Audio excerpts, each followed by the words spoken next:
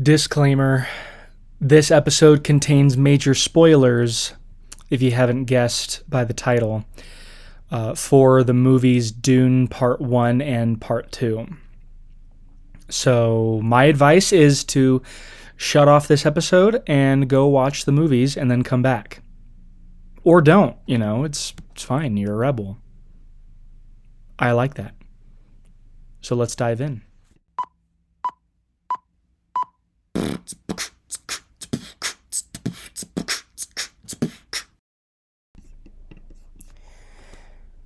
So a few weeks ago, a good friend of mine said, you look like someone who would really like Dune.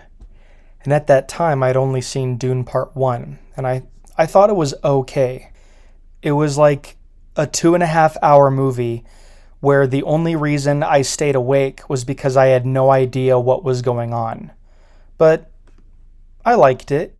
I thought it was a lot like Star Wars, which would make sense because George Lucas, the creator of Star Wars, actually took inspiration from Dune to make Star Wars.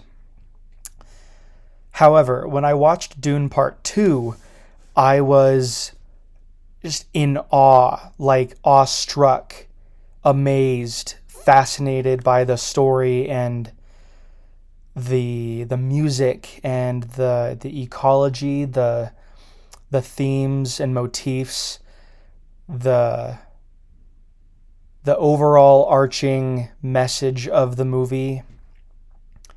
My wife and I bought the book afterwards, and we're reading it right now. So in this episode, I'm going to talk about two things: Dune, and also a real-life tragedy which happened in the 1970s. Some of you may know what it is. It's called the Jonestown Massacre. And both of these topics vary in context, narratives, setting, and the people involved, but they also carry together red flags and warnings about when beliefs are used as tools of manipulation. So I'm excited, honestly. I've been excited to make this episode, so let's go.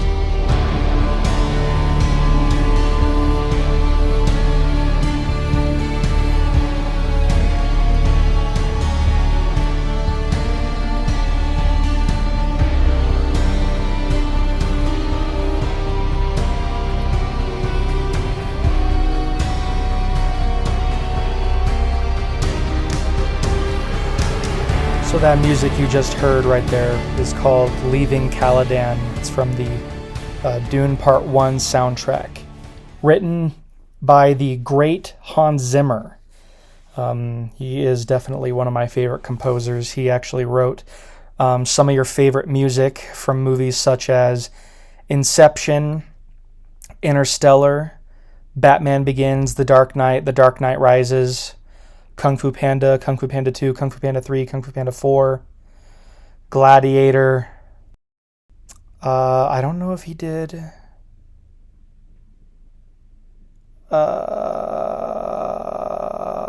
Wait, yeah, he did that one. That Tom Cruise movie, the Last Samurai. He also did some like supplementary music from the movie Top Gun Maverick. So he's the bomb diggity. Just the soundtrack alone is enough to see these behemoths of movies that are Dune Part 1 and Part 2. So let's get into a little bit of what Dune is about.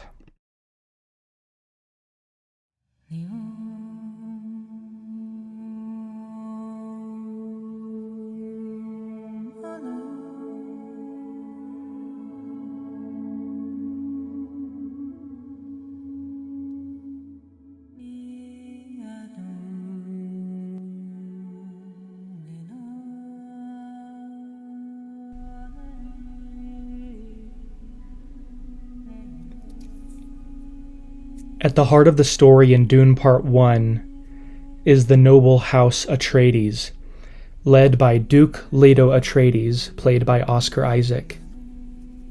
House Atreides is granted control of the desert planet Dune, also known as Arrakis, by the Emperor of the known universe. Leto, accompanied by his concubine Lady Jessica, played by Rebecca Ferguson, and their son Paul, played by Timothée Chalamet, they journeyed to Arrakis, leaving behind their home planet of Caladan. Arrakis is a harsh planet known for its vast deserts and valuable resource, the spice melange, which grants extended life and enhanced abilities to those who consume it. It is also the most valuable commodity in the universe, because the spice is what makes interstellar travel possible. When the Atreides arrive on Arrakis, the family faces the hostile environment of the desert planet and the politics which underlay their acquisition of Arrakis. They begin to form an alliance with the mysterious people, the Fremen, native to the planet, who have adapted to life on Arrakis and possess deep knowledge of the planet's ecology and the origin of the spice.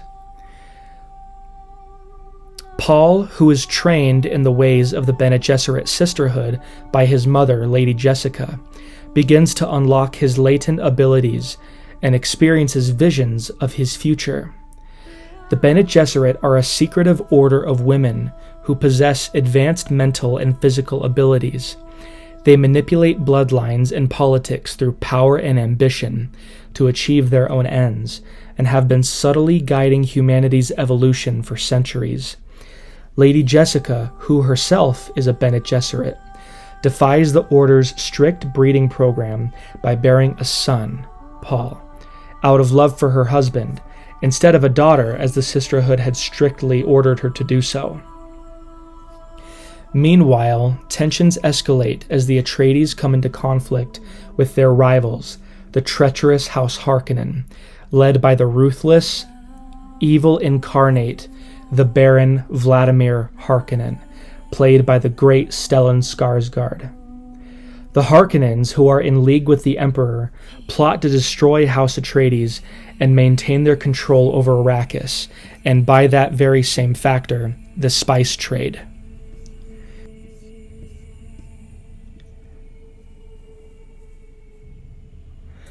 The Harkonnens lay siege to the Atreides' stronghold, resulting in the death of Duke Leto. Miraculously, Paul and Jessica are able to narrowly escape into the desert.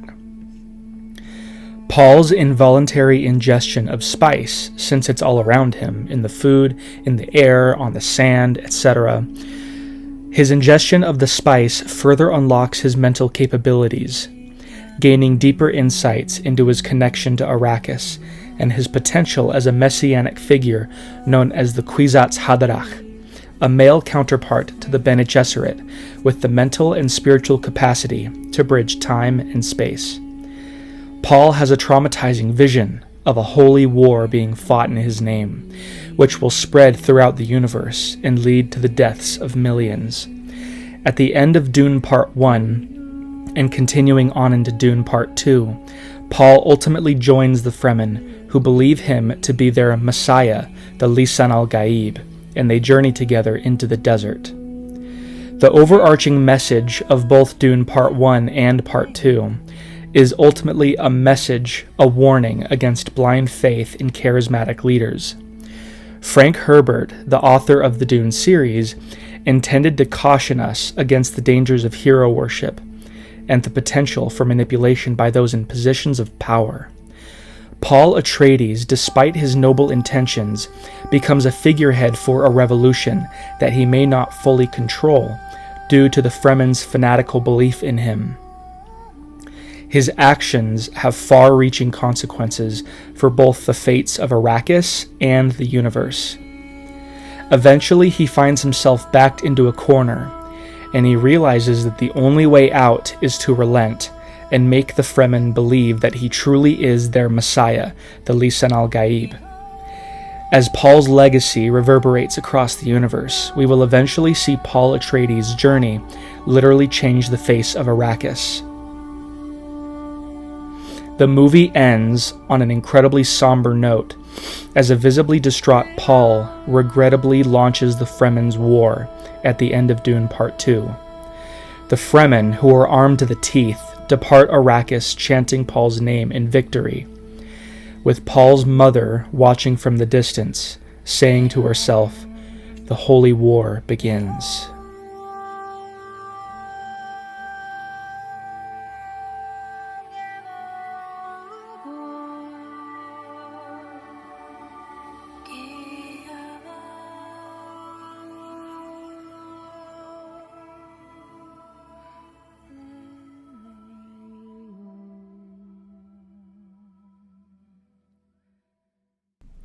Obviously, that was a lot of information, and I tried to do my best to filter out any, serious spoilers, because I have been changing my mind back and forth. Do I want to talk about this? Do I not want to talk about it? Whatever. That was a very long, summary, and there's no way that I could have just summarized that in, a minute, because there's just so much, complexity and twisted webs of plots, plot lines and subplot lines that are necessary to get the full understanding of what this incredible series is all about.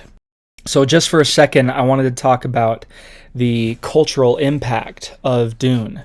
So believe it or not, and you might, fans of the series, if you're listening to this, you might already know this, Dune has become the parent of many films, TV shows, and books that have dominated the literary and film scene since Dune was published in 1959?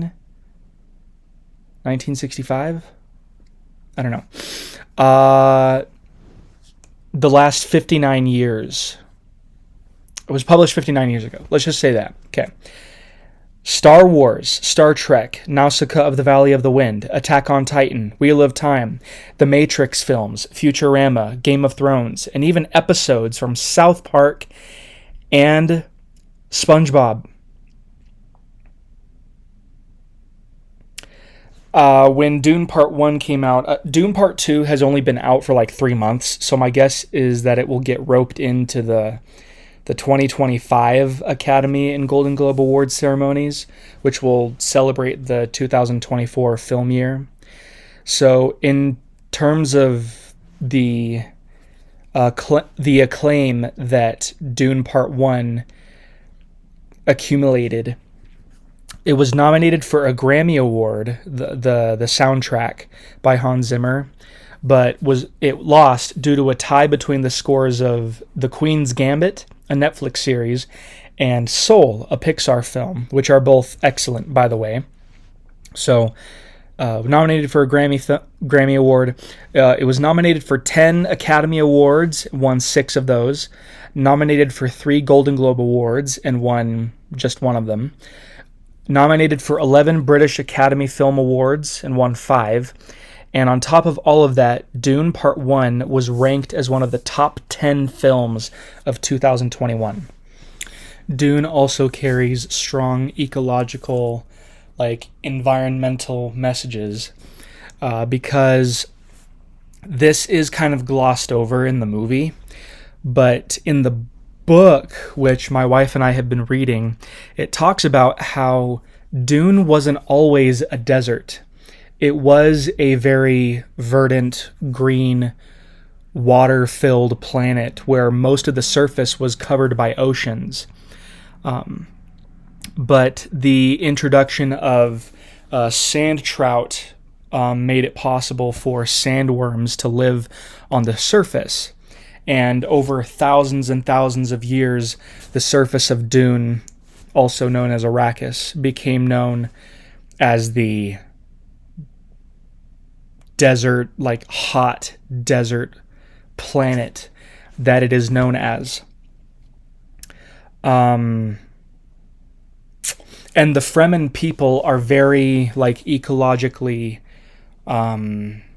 environmentalist minded, because they are slowly but surely trying to terraform the surface of Arrakis so that it will eventually be once again a water-filled, planet. So Dune carries with it those messages of climate change and how little by little we can make a difference to protect and even preserve the nature that we love around us, or even make something better out of it.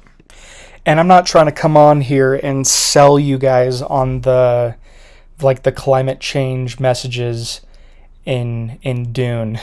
That's not my intent. And I wasn't really planning on saying this, but I brought it up, so I might as well just get it out. Like, all these people saying that climate change is like gonna kill us all. Like, I get it, but it's currently May right now. We're in the month of May.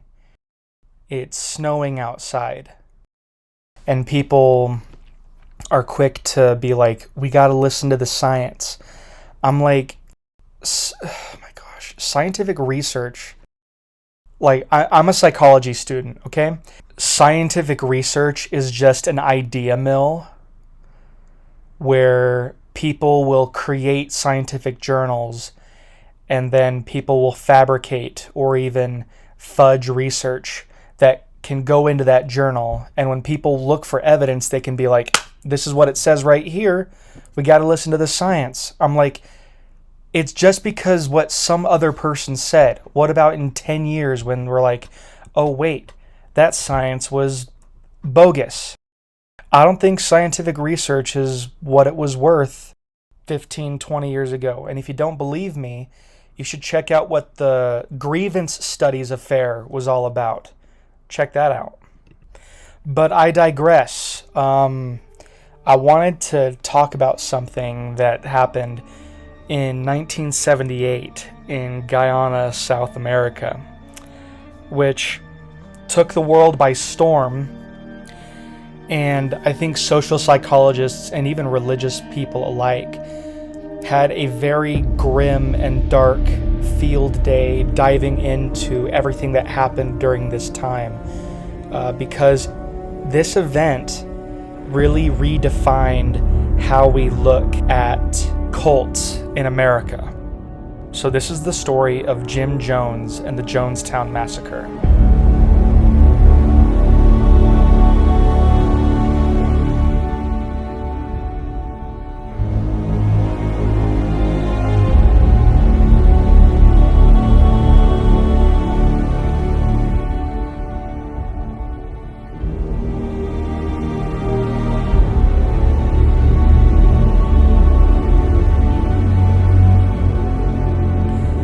Jim Jones was an American cult leader, best known for his role in the infamous Jonestown Massacre, which took place in 1978.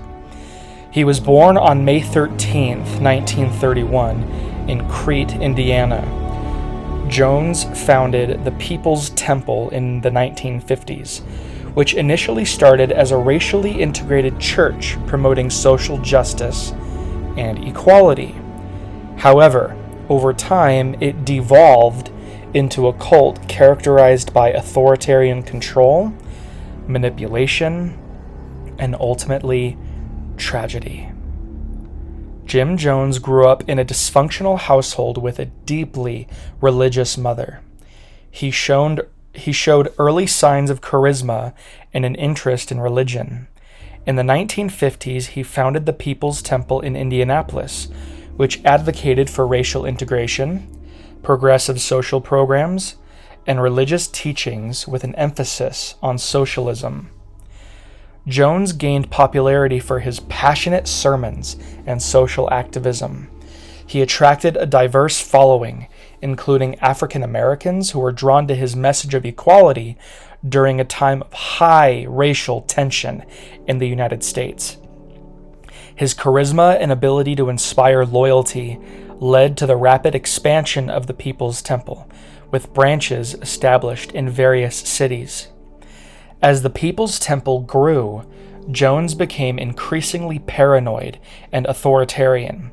He demanded absolute loyalty from his followers and exerted control over their lives, dictating their behavior, relationships, even their thoughts. Dissent was met with punishment or expulsion, and Jones instilled fear through physical and psychological manipulation. Seeking to create a utopian society free from perceived persecution in the United States of America, Jones established Jonestown, a remote settlement in Guyana, South America, in the mid-1970s. Under the guise of building a socialist paradise, Jones isolated his followers from the outside world and tightened his grip on power. On November 18, 1978, Congressman Leo Ryan visited Jonestown to investigate reports of abuse and coercion. His presence triggered a series of events that culminated in the mass suicide, but ultimately murder, of over 900 People's Temple members, including children, at Jones's command. The Jonestown Massacre remains one of the largest single losses of American civilian life in a non-natural disaster. So, once again, Jim Jones was a 20th century Christian preacher, and I say Christian very, very lightly. I'm doing the finger quotes. He was a quote-unquote Christian preacher who was a self-proclaimed quote-unquote Messiah. He established Jonestown, which was home to over 1,000 people, and he was able to get over 900 people to commit a ritualistic, or as he called it, revolutionary suicide by drinking Flavor Aid, a knockoff of Kool-Aid, which was laced with poison. How was he able to do this? And why would the people of Jonestown commit suicide for this man in the first place? Let's open our social psychology textbooks. So there's a couple of factors here that help explain how Jim Jones was able to pull off something so heinous and evil. So there's a social psychology term called groupthink. And it's the idea where people will keep their mouths shut in order to preserve harmony and cohesion. And I wrote this quote down from my IO psychology class when we had a section on social psychology.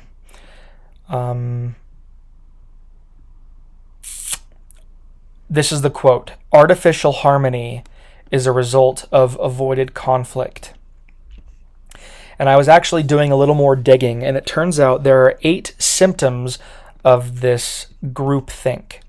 There's type 1, type 2, and type 3. Type 1 is overestimations of the group, or overestimations of the group's power and morality. Illusions of invulnerability, creating excessive optimism and encouraging risk-taking. Unquestioned belief in the morality of the group causes members to ignore the consequences of their actions. There's type 2, close-mindedness, rationalizing warnings that might challenge the group's assumptions, and stereotyping those who are opposed to the group as weak, evil, biased, spiteful, impotent, or stupid. And then there's type 3, pressures towards uniformity, self-censorship of ideas that deviate from the apparent group consensus, illusions of unanimousness. I don't even know how to say that word. I'll look it up after I'm done. Illusions of oneness among group members, where silence is viewed as agreement. Direct pressure to conform placed on any member who questions the group, and this pressure is couched in terms of disloyalty. And then there are mind guards, who are self-appointed members who shield the group from dissenting information. So that's groupthink.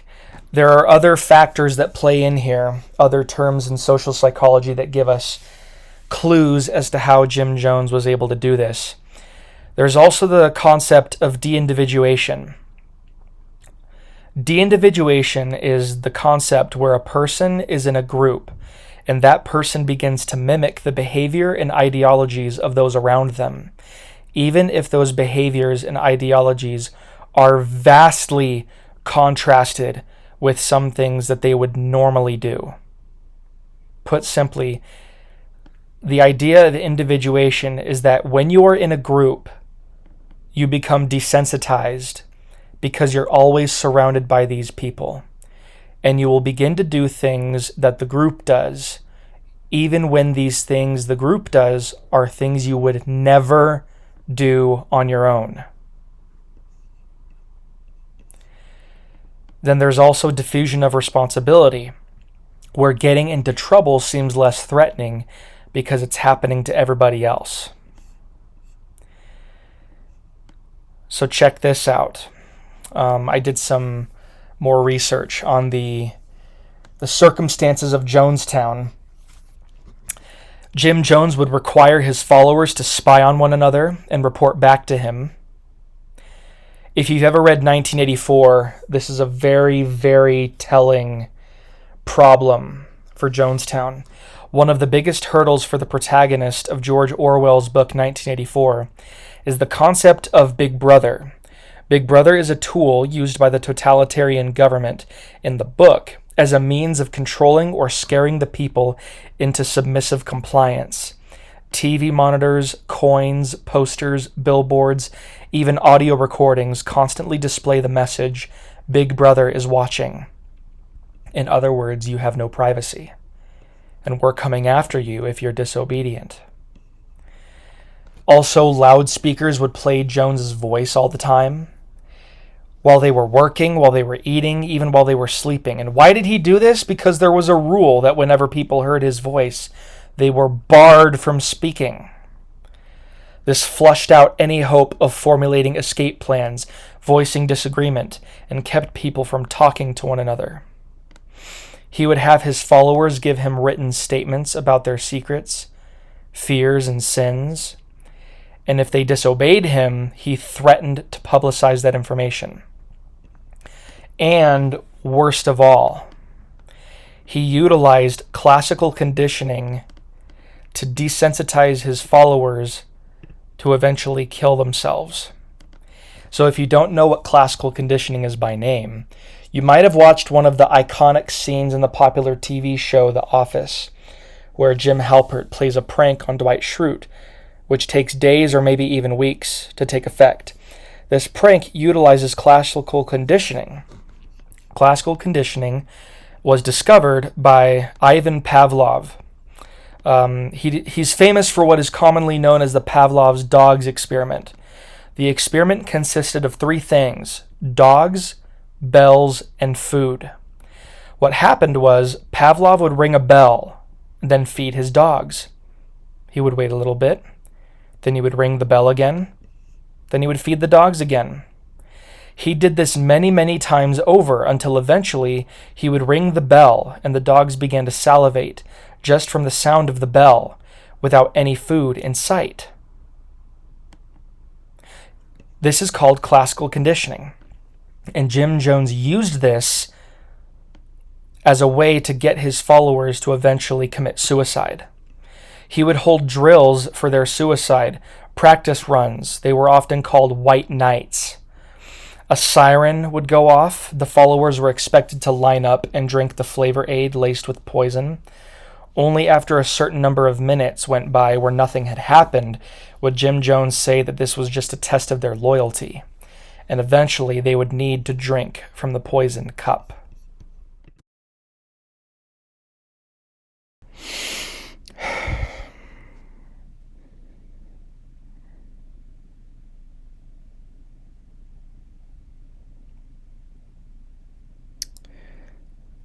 It's heavy stuff. I know. And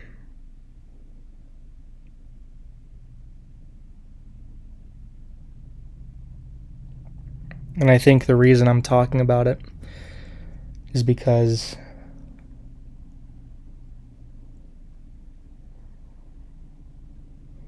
I didn't even know what it was until just 2 years ago. I didn't even know what 9/11 was until I was 10 or 11 years old.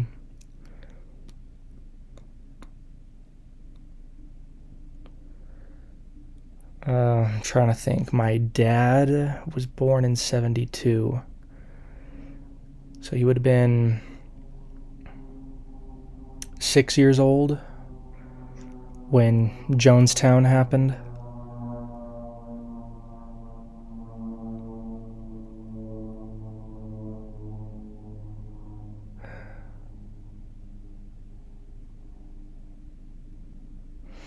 And I was only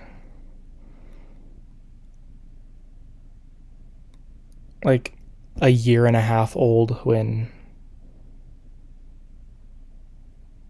the September 11th attacks happened.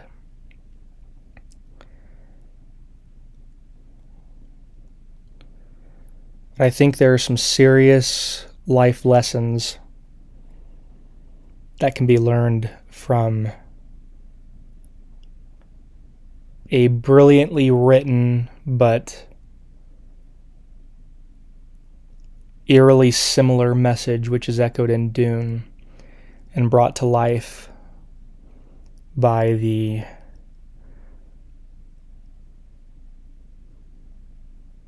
what happened at Jonestown.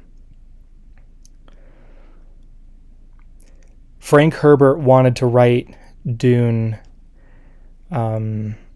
or he wanted to get the message across that if you put too much trust in your heroes, if you rely too much on other people to save you, you forget how to save yourself. You forget to think for yourself.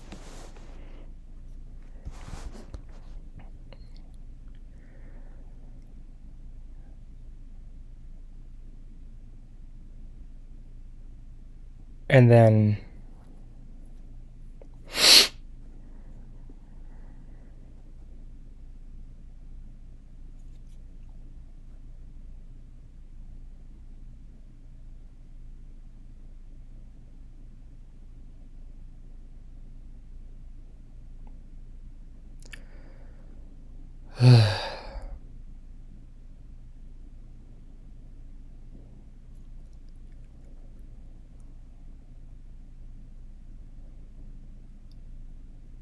this is a heavy episode, my goodness. They say the road to hell is paved with good intentions, and the devil doesn't show up as a man with horns and a tail. He shows up as a man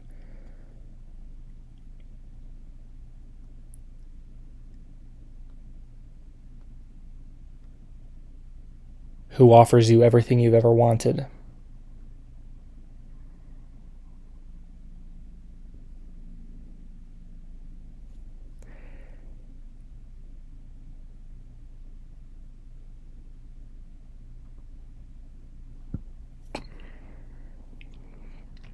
There's this quote by Thomas Jefferson that I love, and it's not an exact quote, but I heard it summarized as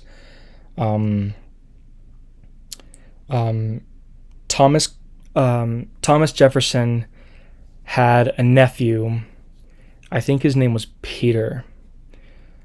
Peter nephew had lost his mother. His father was dying, and Peter's father wrote a letter to Thomas Jefferson and said, "Hey, when I pass away, will you teach my son politics and philosophy and science and mathematics?" And Thomas Jefferson said, "When your son comes of age, I will absolutely oversee his education." So then Thomas Jefferson wrote a long letter to Peter Carr, the boy, and he said something along the lines of, "In politics, know this. Mathematics, do this. When it comes to religion," and this pertains to the religion founded around Paul Atreides and Dune, and it especially is related to the People's Temple and Jim Jones and what happened at Jonestown.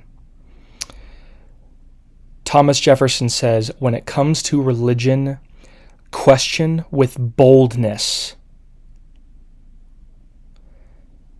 Fix reason firmly in her seat, for if there be a God,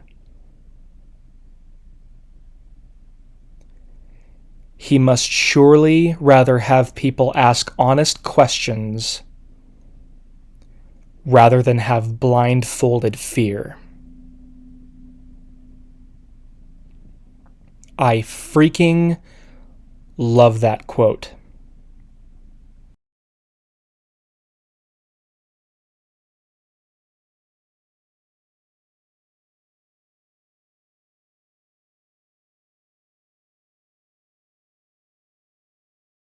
And take from that quote what you will, because I'm about to wrap up this episode. It's gone on, we're now at 36 minutes. But I love talking about movies, and I especially love talking about history. I hope you've gotten that from this episode. So like I said at the beginning, Dune and what happened at Jonestown, they vary in, Jonestown was a real event. Dune is a book and movies and TV series, but the messages are the same. And it's up to us to learn these things and actually do something about it. Ask honest questions, be sure to be reasonable, and don't forsake your own autonomy just because someone says something that makes you go, oh my gosh, it's a sign, or whatever. I'm a Latter-day Saint, and it made me laugh watching Dune Part 2. Just to kind of end on a lighthearted note. It made me laugh in Dune Part 2 when Paul is trying to convince the Fremen that he's not their Messiah, and the Fremen people are like, oh my gosh, he's too humble to admit that he's the Messiah. Even more reason to believe that he is the Messiah. It's so obvious. And literally everything that happens during the movie, they're all just like, oh, it's a prophecy. It's a sign. And it made me laugh as a Latter-day Saint because years ago, there was an earthquake that hit Salt Lake City, and the angel Moroni off the Salt Lake Temple fell off. And I remember everybody, I would go to early morning seminary, and I would be like, dang, that earthquake. An earthquake in Utah? Never heard such a thing, And people were like, oh my gosh, it's a sign. The Lord's coming again. I'm like, or maybe the angel Moroni fell off the temple because of the earthquake. I don't know. I thought it was funny, just poking at people who take everything as a sign of the times. But, it is what it is, and what it is what it is. So, anyway, thanks for tuning in to the 9th episode of the Holland Impact. I hope you've enjoyed the addition of music. Both of the songs that I played were from the Dune Part 1 soundtrack. But I hope you guys maybe learned some things, felt some things, and you now have a resolve to read and watch Dune. So until next time, I'm Christian Holland. This is the Holland Impact.